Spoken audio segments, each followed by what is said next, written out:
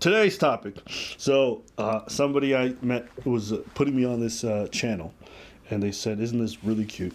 So I decided to take a look. So this is called Meet Cute NYC. Cool. I can't see shit because of your screen. So essentially, what this is like this guy goes up and he asks people if they're couples. They're generally older, and then he asks them the story of how they met. So let's take a look. Are you two a couple? Yeah. Would you mind telling us the story of how you met? Oh. I used to supervise train operations in Grand Central Terminal. You know, it's funny, whenever you approach strangers and they first like, what do you want? And they're like, how did you guys meet? They're like, Oh, I got a good one for you. oh, Oh, this that? Yeah, I could definitely tell you that. I know it's a cute one. Yeah. Here we go. My grandchildren are sick and tired of listening to that story. I could tell you. Yeah. They love talking about that shit. I mean, I'm not mad at them though. No, they live. Good stories. Yeah.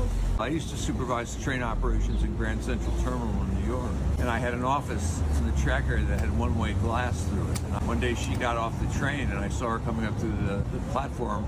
I was looking through my one-way glass. So the next day I put the train on the same track so I could see her again. And then I did it a third time. Player! Ah! Oh, this is 500 right there. Let me just reschedule everything. Put that shit on the track. That's dope. Same track so I could see her again. And then I did it a third time. And then she wasn't on that train, so I put the next train on that track until finally I was putting every train on that track to make sure I got it. So one day she came up, got close to the one-way glass and saw me inside and smiled. And the next day I went out and introduced myself. How long ago was that? That was 30 years ago. 20 years ago. Did you know when you met that he had... It doesn't mean that they met when they were young. It just means that they met old. They were already old. 20 years ago. Yeah. How long ago was that? That was 30 years ago. 20 years ago. Did you know when you met that he had been doing this with the trains? No, and in fact, I didn't know it for a few months. I had no idea. So the next time somebody changes your gate on your plane, just trying to get a date, that's all. What was your reaction when you first found out that he had been messing with your trains to get a date? I thought, Jesus Christ. It was very unusual. Could you have gotten in trouble for doing that? No, I was in charge. No. In trouble with who? With me? No, sir. I'm not gonna fire my ass. That's really it. I'm gonna quit if anything goes by. It's almost like that cop meeting cops. We've investigated ourselves and cleared ourselves of any wrongdoing. No, I was in charge. There was no threat to safety or anything. I was just putting the trains where I had a chance to meet her. And you've been together for 30 years. 30 years. What's the secret to 30 years together? Yes, honey. That's the secret. Yes, honey. Yeah, whatever you say. Now that I got you, I'm just gonna spend the rest of my life shutting the fuck up. Yeah. There's another one here. You two a couple? Would you mind telling us the story of how you met? Well, her mom was selling her for $5. What do you say? Her mom's was selling her for $5. That's wild. No, He knew exactly what he did. He's Joe, looking like, yeah. And she going, shut up. But let's see the explanation. But I'm still a freak though. Let's see. I bought her for $5. Big investment. Is this how you remember it? No, that is not how we met. She'll be all right. It's my baby. How do you remember how you two met? We met, I was sitting in the diner with my family, and we were having breakfast after church, and he offered to pay the bill for my entire family. And he left his number with the waitress to give to me. You were sitting at a different table? Yes. By myself. I got the courage. I was watching her for a little while, for a couple months, and I just went over it and went. Let me keep my mouth shut. And I just went over it and went for it. What's your favorite thing about him? He's so loving. He's so loving and caring. He give his all. He give himself. What's your favorite thing about him? She's a great mom. She's a great mom, great person, great wife. What's your biggest pet peeve about him? He gives his all to everybody and doesn't include himself. What's your biggest pet peeve about her? Her phone. Too much action on the phone. And what are you most excited for in the future? Just to keep loving one another. Our adventures, trips, having good time, laughter, like we're doing right now. And what are your names? Kenny Kim. Thank you so much. Okay. Why did you keep your mouth shut? I think the one thing I noticed about these couples that met way back when is they all met in super creepy ways Yeah. by today's standard. There's no way you could tell this story today and people don't think, oh, that shit It's creepy because they didn't have any other choices. Social media cuts a lot of the creepy, and we still get creepy. So, Speak on it. well, I mean, it's not what I know. It's just the logic of the thing. I mean, you're able to get all the people in your radius. If you subtract that, how are you gonna meet a motherfucker? Just stay there and look at the people from across the room. I said, girl, no, you're not gonna do that. You're gonna do something creepy. There was I hear some old timers back in the days. It was, yes, I saw her at the dance in the barn, and I approached her and I said, ooh, would you like to dance? And after that, I didn't let no man approach her. What? You can't let the girl be. But back then, it showed something else. That everything was really different, and you cannot. It's hard to judge back then with the standards of today. It's very disingenuous. It's very... Wait, why can't you do that? Because it's just not the same thing. Nothing is the same. It's like saying, "Ooh, my daughter is so smart. My daughter is so smart. She takes the remote control and opens the TV by herself." We didn't do that. You didn't have remote controls back then. You had to kink,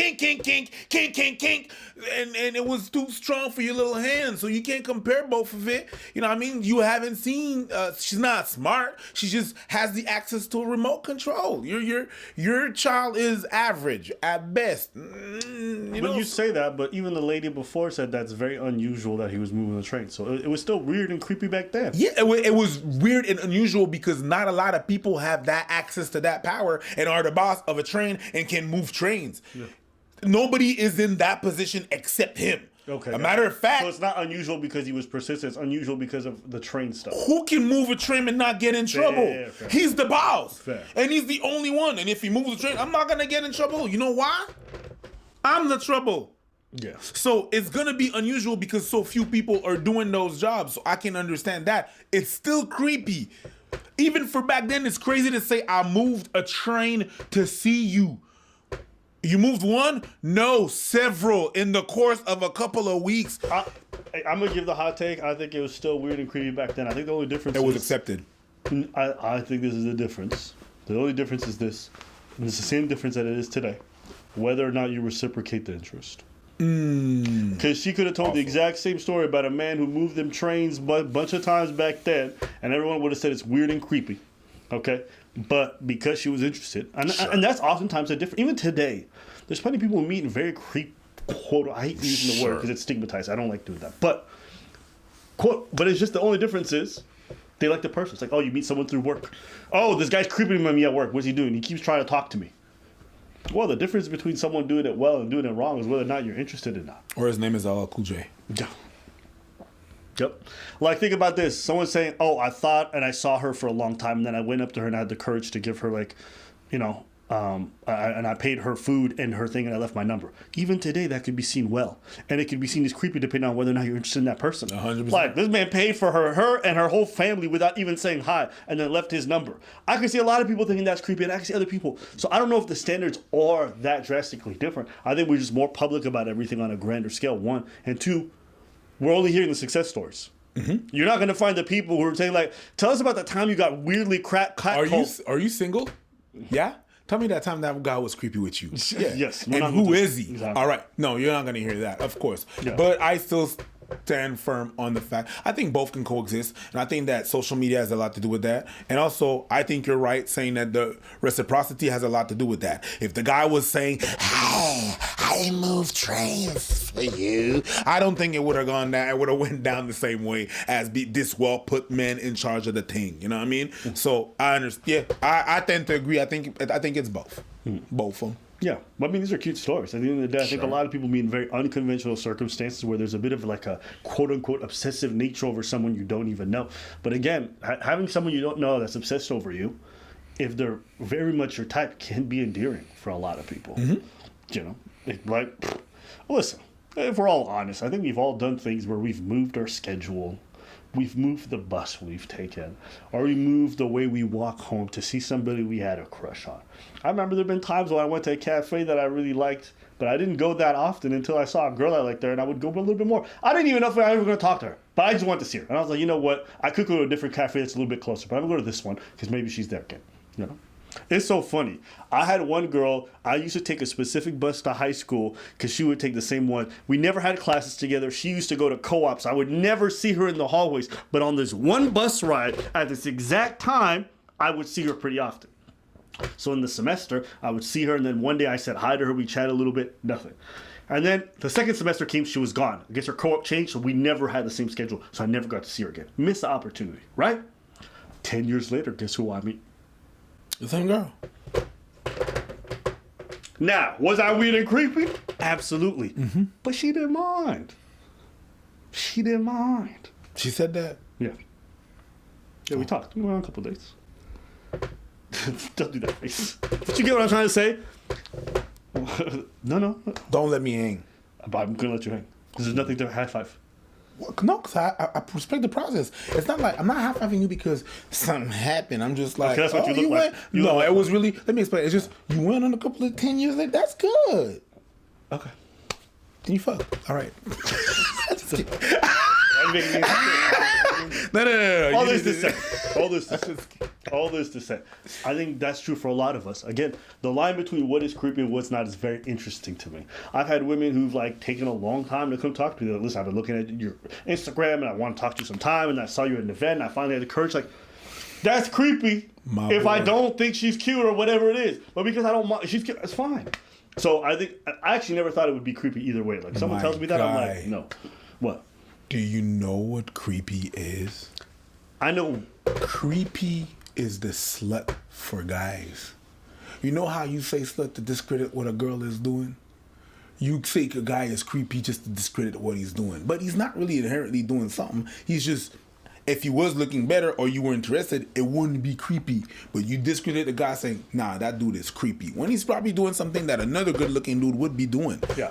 And look, let's not say there aren't creepy people. No. You know what I'm saying? And this does not say that like someone being incredibly persistent with you is not unnerving or make you uncomfortable. It's just interesting that sometimes you can see the behavior exact same from two people, but the only difference between one being creepy is just whether or not you find them endearing or attractive to you. That's just interesting to me. So sometimes the problem is not the behavior, it's who's doing it.